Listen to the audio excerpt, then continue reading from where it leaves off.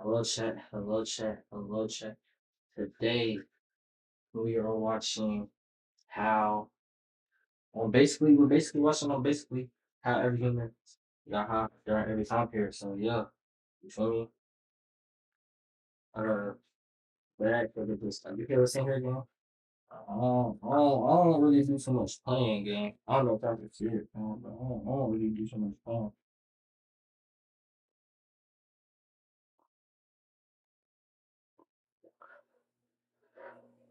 This shit.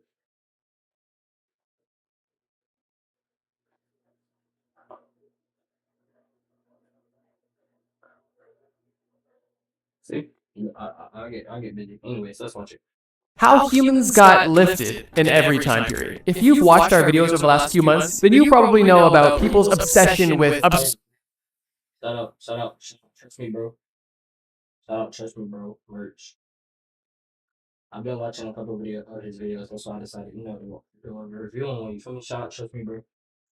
We're really going up. We're definitely one of the biggest people in this in this field on YouTube right now. Like Stickman talking about shit. Really the biggest one. You feel me? Shout out. obscure chemicals. And typically I'm not this coy with my verbiage, but YouTube's been giving me a real paddling lately, so I'm trying to be a good boy. With that being said, I've only really discussed chemicals people are taking in the modern day, but human consumption of obscure chemicals far predates even history itself. So in this video, I'm going to discuss the favorite concoctions of humans in every... Like, what y'all really think people was like doing back then? Like caveman. How was caveman really getting hot? I know there was. I know they had fire back then. I know they didn't know how to like spark no tobacco. I know they didn't have no tobacco back then.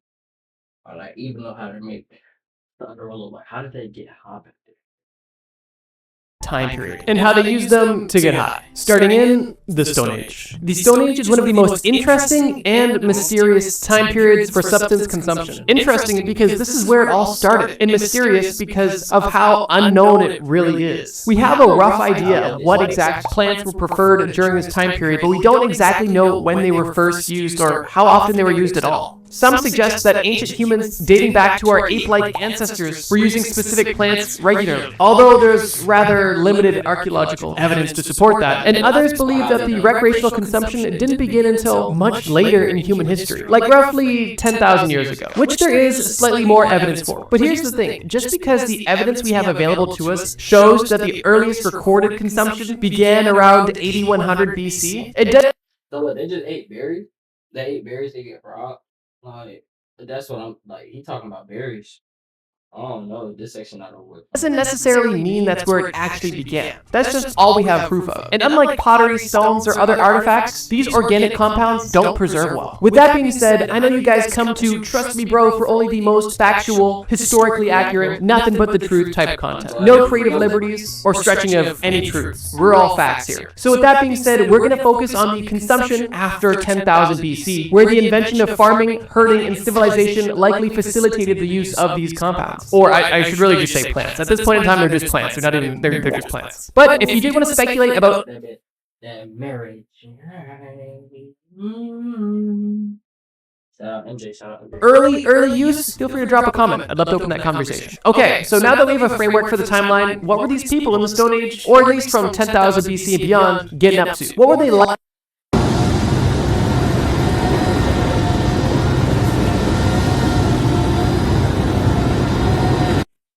Lighten up. What were they chooching on? What were they fiending for? Well, I'll tell you. For starters, cannabis seeds appeared in archaeological digs dating back as far as 8100 BC in Asia. Now, does that just mean that's when it was used? It's hard to tell because the evidence doesn't... There was.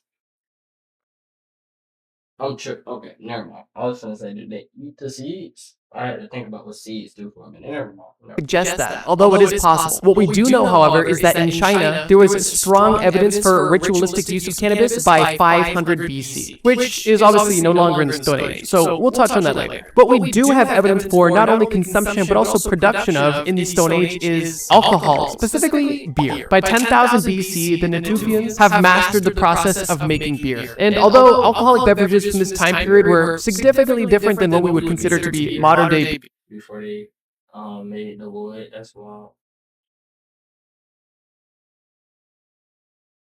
Like they were drinking before they were smoking. And that's why so many people like are alcoholic because like it's just been here for so long. That would make sense. That would make sense. Beer, the resemblance was there. Beer from 12,000 years ago had a rather low alcohol content of only 2 to 4%, and often contained additives such as fruit or honey, and most oddly, varied in consistency, from a clear liquid to a soupy mixture with floating solids and even pastes. Just imagine that. Beer soup with honey and fruit. Interesting. Researchers also suggest that there is a possibility. Like in the comments, how much would somebody have to pay you to drink something like that? Be honest, be honest. Be honest, be honest. Put it in the comments. And why you done? You might as well leave a like. Like I'm upgrading. I have a webcam now. I thought I'd get my webcam. I'm upgrading. So you might as well, right? Exactly. That these people had also domesticated cereals, no, not the breakfast food, the actual grain category, for the specific purpose of brewing beer with them, instead of eating them. As strange as this early beer sounded, it actually served a dual purpose. Not only was it likely enjoyable for the people consuming it, but it also was a great alternative to water, as the alcohol in this soupy mess killed harmful bacteria that would have otherwise made these people sick. And this is going to be a trend throughout all of history, both brewing beer and also drinking alcohol to avoid dirty water. So, while people in the Middle East were making beer, what was going on in North America? Well, actually, a lot of things. Some of the primary and favored plants during the Stone Age were tobacco and coca. These were, of course, discovered and used by indigenous Americans, who not only liked their stimulant. Let me call my whole bro. Hold on, sir. Hold on.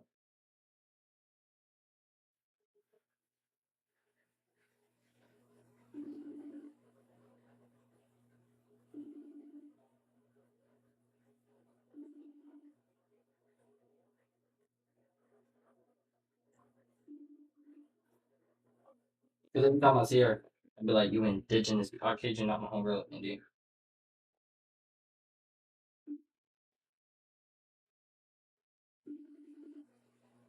Alright, continue.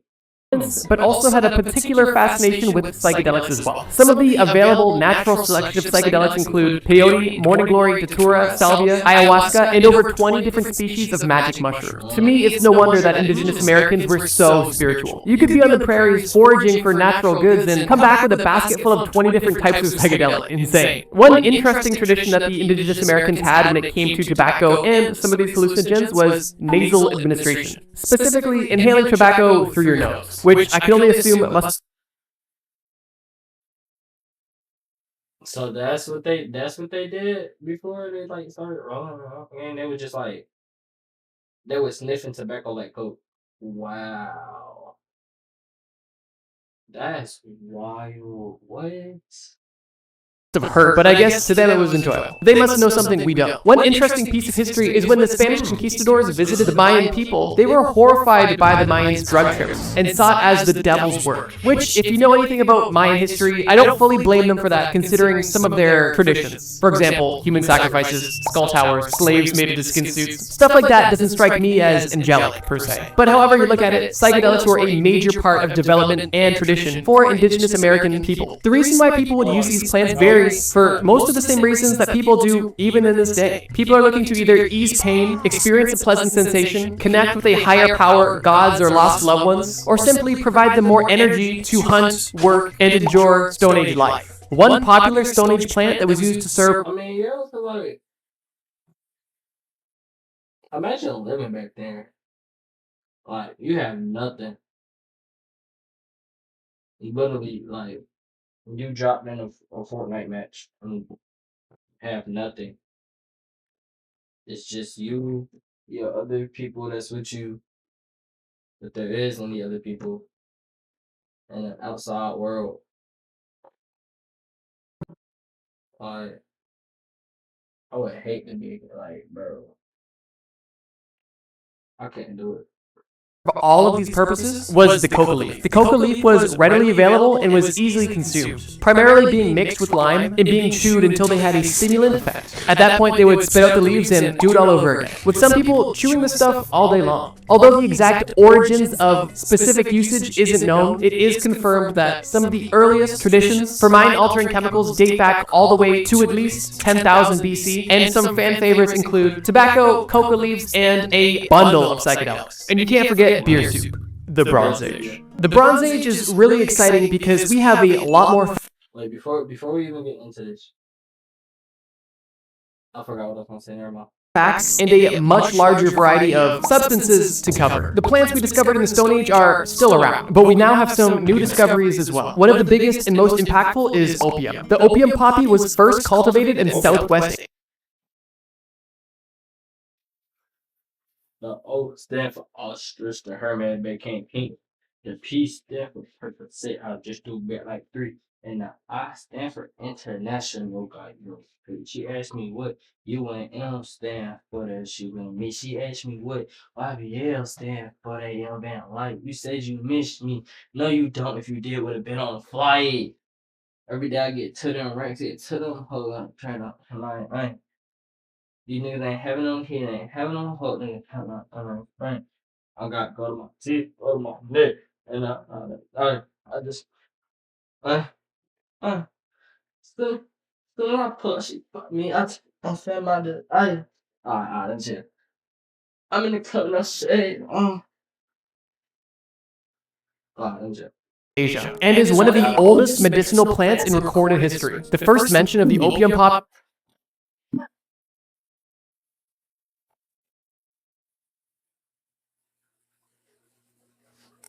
Fuck, nigga. What is you staring at, nigga?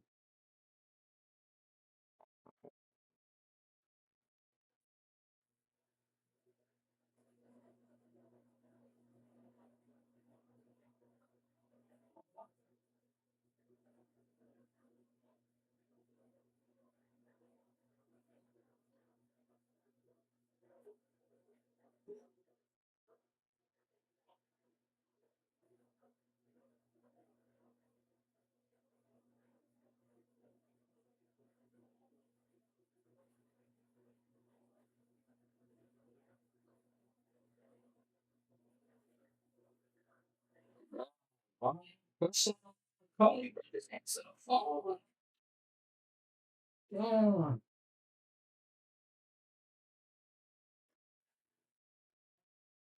Never mind, bro.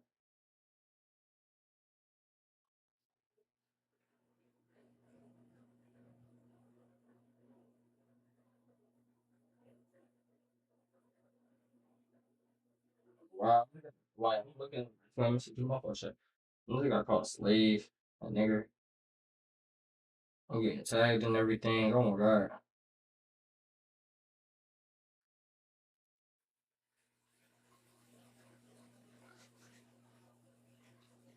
Yo, I'm recording right now while I'm sending you this. Whatever. I got some ideas again. I got some ideas for some streaming, some videos. I'm gonna let you know, gang. Let me know if you're trying to hear.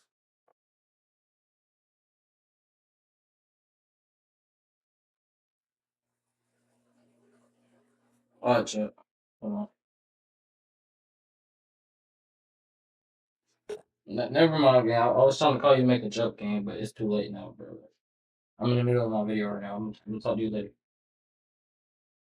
was found on Sumerian clay tablets from about 3000 BC, near the very beginning of the Bronze Age. These tablets were found at the spiritual center of the Sumerians, located just south of Baghdad, and appeared to describe the cultivation of the opium poppy, including the collection of the poppy juice in the early morning, as well as the production of opium itself. The Sumerians literally named opium gil, or happiness, a term that is still applied to opium in certain cultures today. Pretty crazy how long this stuff has been around and how influential it was. It likely is one of the most influential plants on this list. Besides opium, archaeologists also discovered well-preserved strands of human hair in a 3,000-year-old burial site in Spain, revealing trace amounts of 3 different alkaloid substances associated with altered states. Now, they don't exactly know what these psychoactive substances were used for, but it is speculated that they were used for recreational purposes. Another huge innovation and entry into the lifted realm was wine. Early wine has actually appeared in Egyptian pictographs, and by the early Bronze Age, the pictographs actually showed the production of wine and beer as well. And they didn't just display it as some crazy thing, they showed it like it was business as usual. This stuff has been around. At the time, wine and other alcoholic beverages were not only used for pleasure, but they were also used for nutritional, medicinal, and religious purposes. Imagine if they advertised wine that way today. In 2600 BC, a Chinese emperor was actually studying the impact of alcohol on the public's health. He was curious why people did not live as long as they did before, and one of his people claimed, nowadays people use wine as a beverage, and they adopt reckless and unusual behavior. They devote all their attention to amusement of their mind, thus cutting themselves off from the joys of a long life. Their rising and retiring is without regularity. It's crazy how even 5,000 years ago, alcohol was having a negative impact on people's lives. And today, it's still popular as ever. At this time, China was really on some other stuff.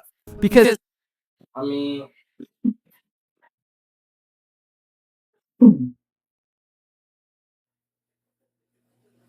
hey man, but I mean, like, I feel like if you ever try one like it, in my opinion, wine is like so much better than like liquor and shit, because of the taste and shit, bro. I can't do liquor game, but I could do wine game. I could do wine. I can't do liquor, bro. That shit, like, to the head game, like, back to back, no, game, that shit too strong. Like, story time game. I was at, I was at my homeboy house, and goddamn, niggas, he pulled out a big ass bottle of wine can. I kid you not, bro. I got that shit in my hand. And I said, like, I'm not gonna do that.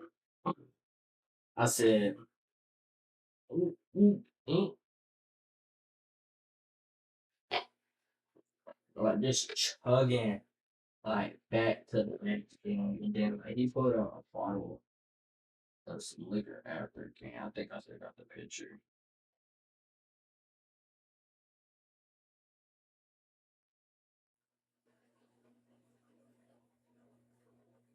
Oh, no, I got the pictures. Fucking there. not only were they investigating the impacts of alcohol on the public, but they were also bringing to market some of the most influential medicines of all time. During the Bronze Age, Emperor Shang Nong discovered a wide range of medicines almost 5,000 years ago. These included the first caffeinated tea and ephedra, which was used to make amphetamines. Emperor Shen Nong prescribed tea for malaria, rheumatism, and poor memory. Caffeinated tea was also commonly an antidote to poisonous effects of other herbs. Ephedra was a natural stimulant that helped with asthma and was probably used for other things too. There's a reason that people still reference ancient Chinese medicine today. Even back in the Bronze Age, they were really on their stuff. Besides the discoveries of opium and amphetamines and wine, there was obviously a ton of development going on with tobacco, beer, and psychedelics. Tobacco was being traded and cultivated, beer production was being improved, and shamans were using psychedelics as a gateway to the other side. Definitely an interesting time to be around. Similar to the Stone Age, all of these substances had similar purposes, with a primary focus on religious and medicinal benefits, of course with some leisure mixed in there as well. The Iron Age. At this point, human development is ramping up to... The Bronze Age, they ain't have nothing, gang. That shit sound lame. Whatever they have, gang, that shit sound. I mean, it sound like it get you geek. Don't get you geek. For real.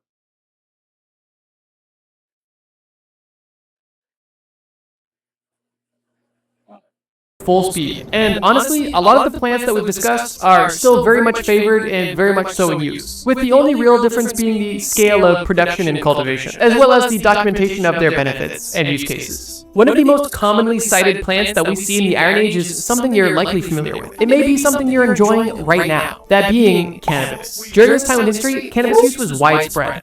See, this is what we're talking about. Yes. Now we're getting into the good material. Oh boy. Wait till I finish this video. and use cases vary drastically, and some of them are kind of funny. In Mesopotamia, several clay tablets were found in a library that contained references to cannabis. Most of these references indicated the plants were used for either magical healing purposes or to drive away evil spirits or even illnesses, which is interesting. On the contrary, over in China, the use of cannabis in medicine was very early. Magical healing purposes, chat. Really, nigga, it's really gonna sit here and sit like that Zabal is helping magical healing.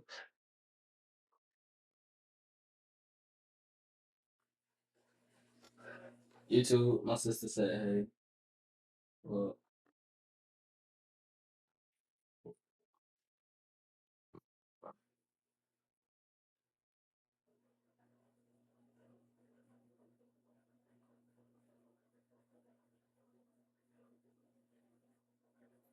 anyways, chat. Hold on.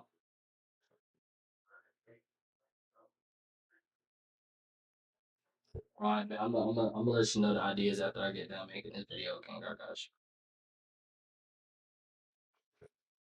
In its development. But according to a famous early book on Chinese herbal medicine, known as the Divine Farmer's Matura Medicina, cannabis, if taken in excess, will produce hallucinations, literally seeing devils. On the other hand, moderate use over a long time has benefits. If taken over a long time, it will make one communicate with spirits and lightens one's body. Definitely an interesting interpretation of the plant, and I feel like they were smoking some strong stuff. During this time, opium is also traded among the Silk Road. No, not that Silk Road, the actual Silk Road. And I think one of my favorite pieces of history from this time period.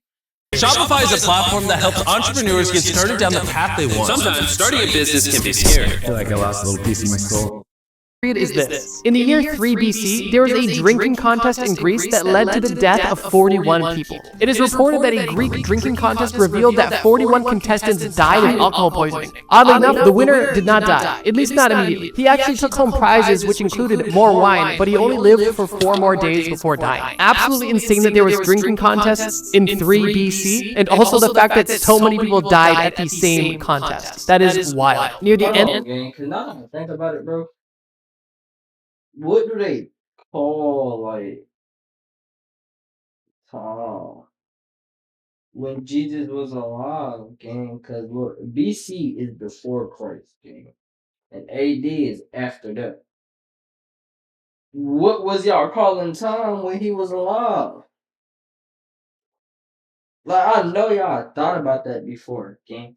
What was they calling Tom? Cause the BC stand for before Christ, gang. That means before he was born, gang. And AD stand for after that, which means after he died, right? What was they calling Tom? Like, what would you call Tom when he was alive? Like, AP, alive period? I say we start calling it that, bro. The AP game. Them times he was alive, AP. All them years he was alive, AP. You feel me? Yeah. Of the Iron Age, alcohol became the prominent psychoactive substance during the Roman Empire. Catholic Christianity became the state church of the Roman Empire. And since alcohol was often produced by abbeys and monasteries, it became the people's favorite. During this time, we weren't just limited to beer or wine. They also had introduced cider and mead as well. And it was also around 100 BCE when Rome had caught up with Greece in wine production and trade. One interesting artifact that was found in the Iron Age are stones carved into mini mushrooms by the Guatemalans. A set of 9 mushrooms was found that is believed to be associated with the 9 lords of the night and gods of the underworld. One study of these miniature sculptures suggests that these stones may have been used to grind up the mushrooms to prepare them for ceremonial consumption, which is cool, but it's also crazy that they also depicted 9 lords of an underworld on their mushroom cart. They must have been seeing some stuff. It was also at this time when Plato argued that alcohol is a good test of someone's character. Plato argued that drinking with someone is the simplest, fastest, and most reliable way to test someone's character. This is because wine stimulates the emotion, including desires or pleasures of questionable moral worth. So if you want to get to know someone else's character, or even your own character, according to Plato, get drunk. Interestingly, in Asia, the Persian king invited... That makes sense though, 'cause, like, that's really like a person. When a person gets drunk, they disassociate with themselves. I can say like they not in a spirit no more, gang. They just living in the moment at that point, gang. So whatever, and when you living in the moment, gang, you're like your true belief, all that comes out, gang, like all that. Especially like when you offer like them type of joys and shit. Like, why you think those videos of like people with wisdom, like getting their wisdom teeth put up? I gotta get my wisdom teeth put up something anyway. Hell yes. But like people getting their wisdom teeth put up, and then they be waking up to just be saying anything, game.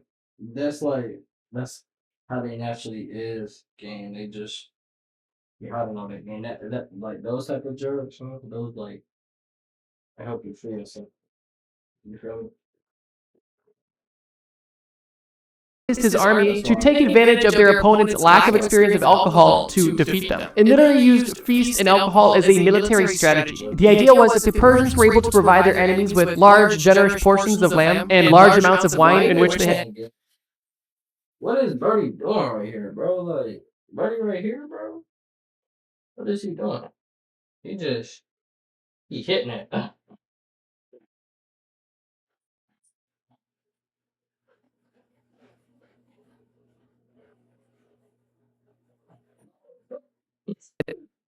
Let me see.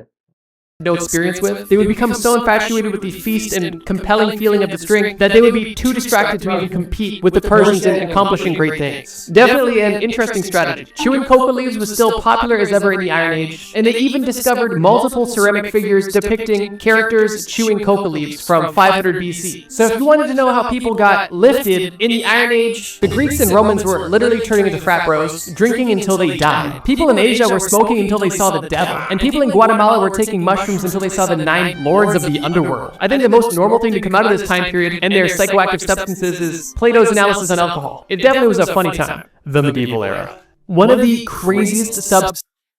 Hey, I could live in the Iron Era like merch. Actually, what else is going on in the Iron Era? That was a lot of war. I don't like violence. I don't like violence at all. I'm not a violent person. I don't really like violence. I don't think I'll be able to do it. Never mind. I'm not a violent person. Like, that should be long. Instances we've talked about on this list is now about to be revealed. Technically, it was used at the end of the Iron Age and at the beginning and during the Middle Ages, but I wanted to add it here because this chemical is just so crazy and so insane. What I'm talking about, of course, is cacao, also known as chocolate. During this time, from roughly 250 AD to 900 AD, Niggas was getting high off chocolate? So you telling me I go get a nigga back there, Reese's Pop. And they just hold on, chat, hold on.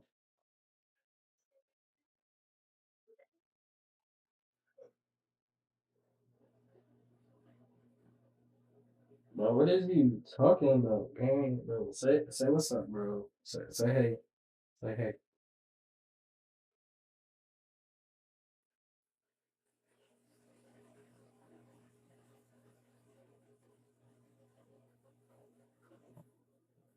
there was an abundance of physical and symbolic traces of cacao and chocolate left behind, specifically by the Mayan people. Oh, y'all like this one? Okay, it's my girlfriend, probably. It's my girlfriend. This evidence includes both physical evidence of cacao residue left on vessels, basically little pottery bowls and stuff, as well as cacao being mentioned directly on scriptures. It was believed that cacao was used for social, religious, and, once again, ritualistic factors, which is interesting. It kind of reminds me of like that live-action Charlie the Chocolate Factory movie, where they're in the forest with the Oompa Loompas, like when he first makes connection with them, and they're like having this religious connection to the cacao plant. It's basically like that. Maybe that's what it was inspired by. But yeah, the Mayans were loving their chocolate. Around 900 AD, we also see the first men.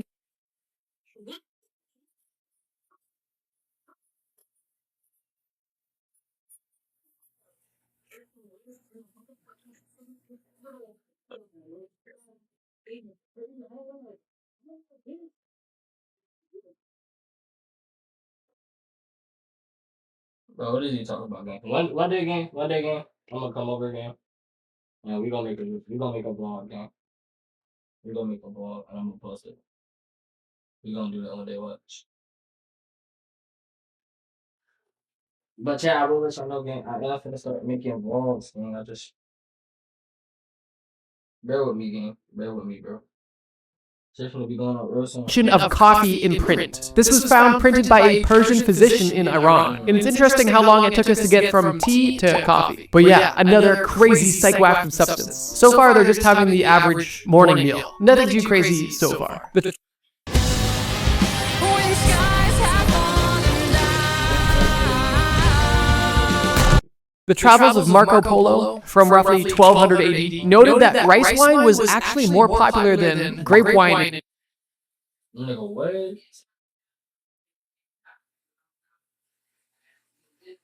Well, I know you fucking wine. What in the world is rice wine? That shit just down nasty. Don't blow me, game. Who the hell is drinking that shit, bro? Who was drinking that shit, bro?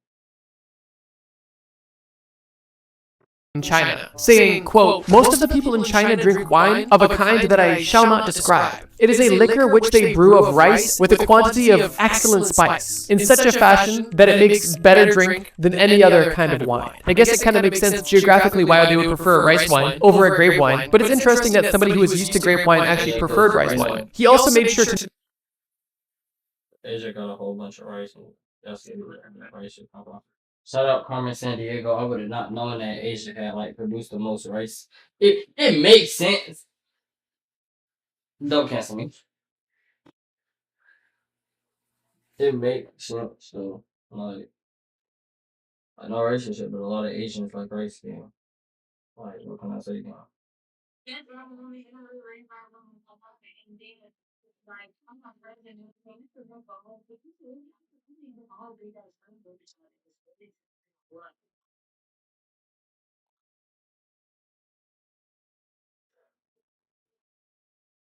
I might go see my sister. Hey, our dad might come see you Friday. I might come see you Friday if I can.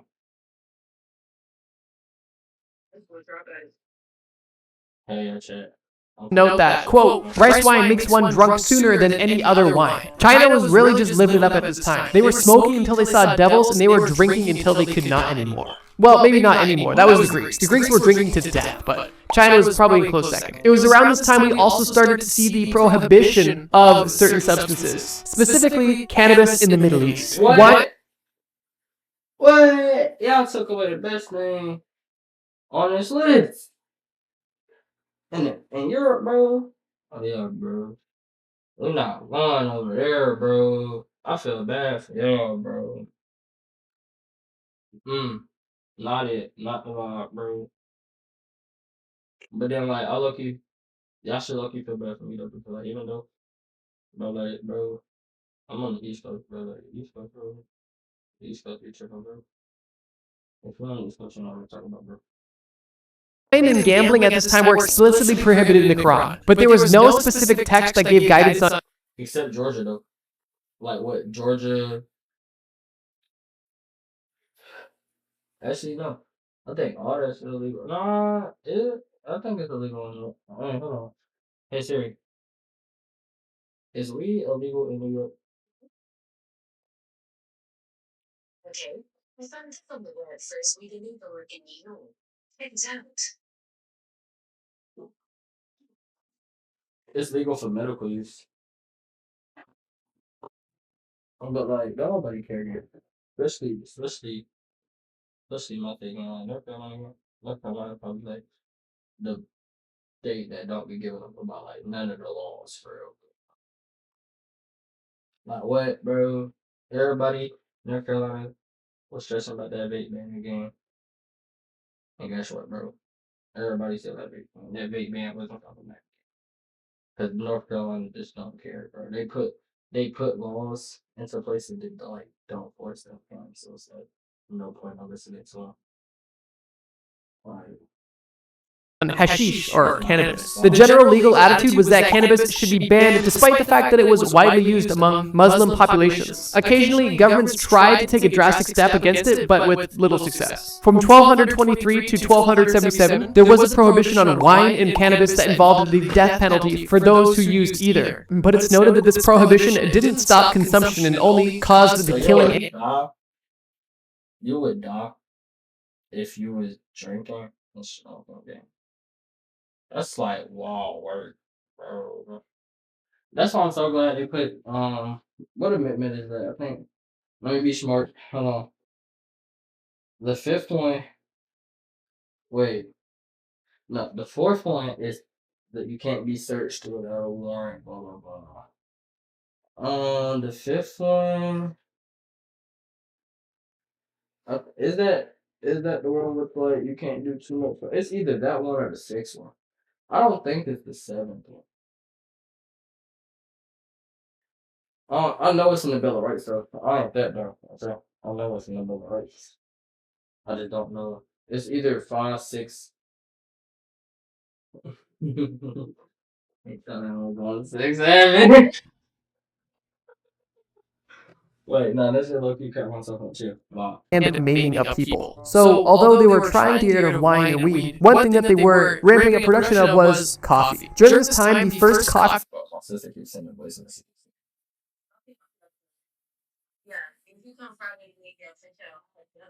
Take you together, cause you know how we walk this stuff. Bro, there's kids all around this bitch. I don't even know. Like we all just be thinking about with these two boys mostly. Their name is Jay Sean is Amish. And yeah, we just be chilling. Maybe have this Oh, what, bro? That's literally what I'm making a YouTube video about right now. I'm literally making a YouTube video about all like the different drugs and shit from different time periods, and like they literally were just talking about it. I'm like that ball, everyone trust me, that ball. trees were being cultivated on the Arabian Peninsula. And at first, coffee was used for medicinal and religious purposes, like many chemicals of this time. Funnily enough, the way that this was used for religious purposes was claimed that it would be used to help people stay awake during long religious ceremonies, which to me is hilarious because it's like, here, take this. This is going to be long and boring. But hey, if it works, it works. Honestly, medieval times seems like a pretty chill time, with a lot of cool innovations like chocolate and coffee, and also some interesting attempts at prohibition. I think it's safe to say that at this time, the most common substance of choice was definitely alcohol, as its recreational use was ramped up significantly. I think one interesting example that showcases this pretty well is the fact that they used distilled spirits as a prescribed medicine during the Black Death. During the mid-1300s, distilled spirits were prescribed by doctors during the Black Plague, with the thought that it would help them fight off the disease internally. Ironically, this led to a lot of overconsumption of alcohol because people wanted to be extremely cautious, which is just kind of ironic and hilarious to think that people would be chugging essentially medieval vodka to help protect them from a extremely deadly disease. I guess at that point, if you're gonna go out, at least go out happy. Medieval times? Dope. The early modern era. The early modern era is an extremely exciting time for people enlightening themselves. Specifically because there is so much recorded evidence of different use cases, prohibitions, legalizations, declarations, and other recorded events associated with different psychoactive chemicals. And spoiler alert, there's not a ton of new introductions. However, the use cases of the chemicals and plants that we've described so far have definitely taken a change and now have adopted some interesting relationships with different cultures. For starters, in 1475 AD in Turkey, the world's Bro, leave me alone, gang. Like,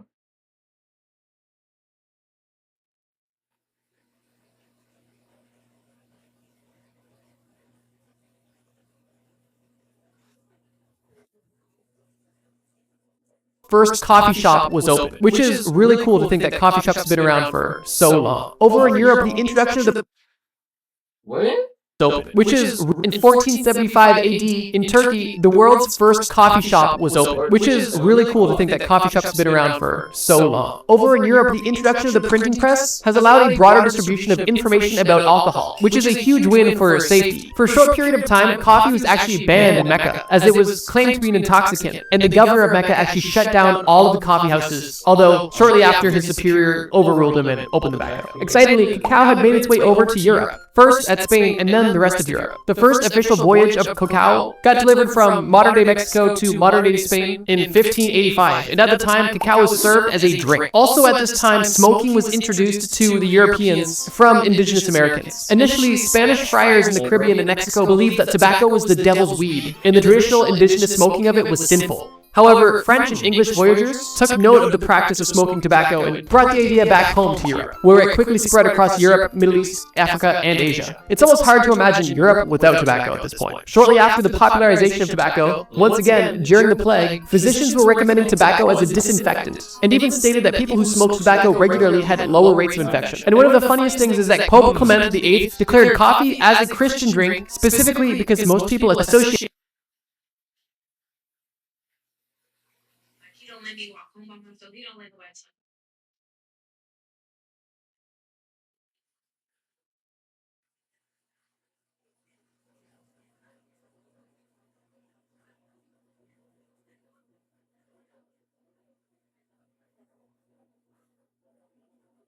But I mean, like, everybody fuck me again. I haven't met nobody that, like, hasn't fucked me off the rip game. Like, if you're not fucking me again, I've had to do something to you. I'm a natural. Like, if I talk to people again, I'm naturally, like, what can I say? I'm a natural people person. Like, I can conversate, gang. I'm not gonna say I'm hilarious, but I'm not boring either, you know. I can make you laugh. I'm just good people. You know? I'm good company to have around. That's basically what I'm saying. I'm good company to have. If when I'm around, it's not a bad vibe. Not with me at least. I don't know about anybody else, but like with me, I know everybody gonna be cordial with me. Unless like I said, like you feel me? I get something too.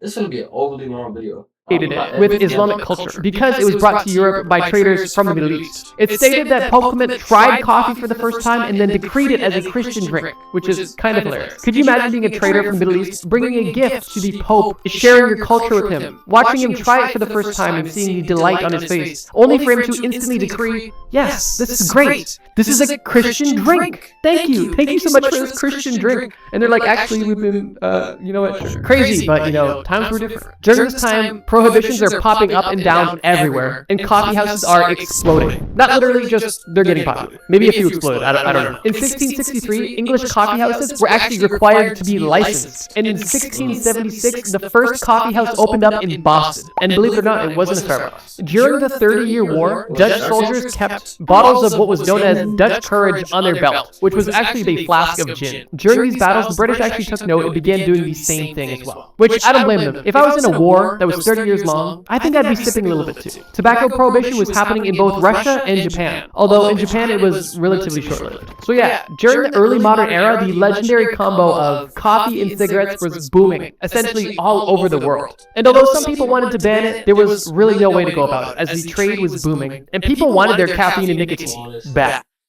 Picked a great name, but your voice doesn't quite match it? We have a fix. VoiceMod gives you over 150 lag-free...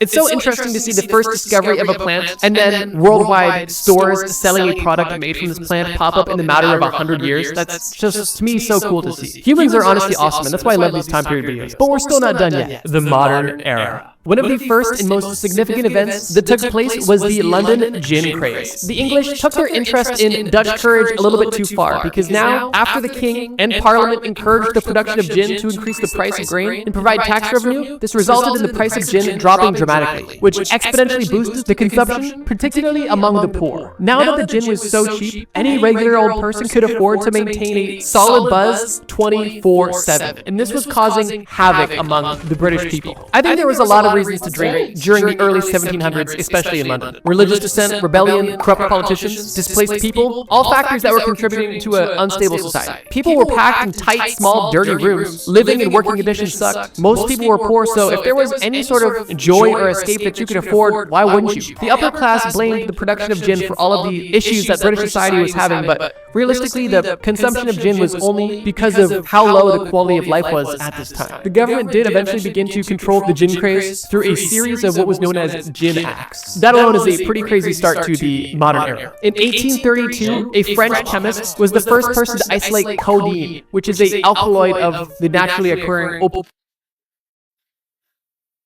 Double cup. What codeine? Man. We look. Nah. Fuck codeine. Codeine got my Instagram page too. Long live 416 miles check. Right when I hit 1.5K. Fuck that shit, okay? Fuck this nigga for making it. That at this point has been used for hundreds of years. Codeine is still widely used today, and in modern times is synthesized from morphine through a chemical process. Moving over to China, Emperor Yang Cheng prohibited the sale of opium for smoking. It was still legal to use medicinally, but if you were using it recreationally, you were killed. Although this didn't really have an impact on any of the trade routes or consumption because officials were for the most part corrupt, and the demand and supply chain was stronger than the government could keep up with. A separate French chemist also discovered morphine, which, like codeine, comes from the opium plant and is still used heavily to this day. And during the early 1800s, it was prescribed by physicians often for pain relief. But by the 1870s, physicians began to express concerns because of the morphine habit that it was causing, which is, of course, a pretty severe addiction. In 1869, the Prohibition Party was established in the United States of America, which was essentially looking to achieve widespread social reform about alcohol, and wanted to have legislation that would prohibit the sale and manufacturing of alcohol in the US. And seemingly one by one, countries began to prohibit different substances for different reasons. It's also at this time that we see a lot of interesting companies pop up. For example, Folgers Coffee Company was founded in 1850. Miller Brewing Company was founded in 1855. Lipton Tea was established in 1890. And Coca-Cola was invented in 1886. Besides companies popping up, we also see a lot of drugs popping up. We saw amphetamines being introduced. We saw LSD synthesized in the late 1930s. We saw oxycodone first synthesized in I thought it hurt. Hey, baby, I can't hallucinate.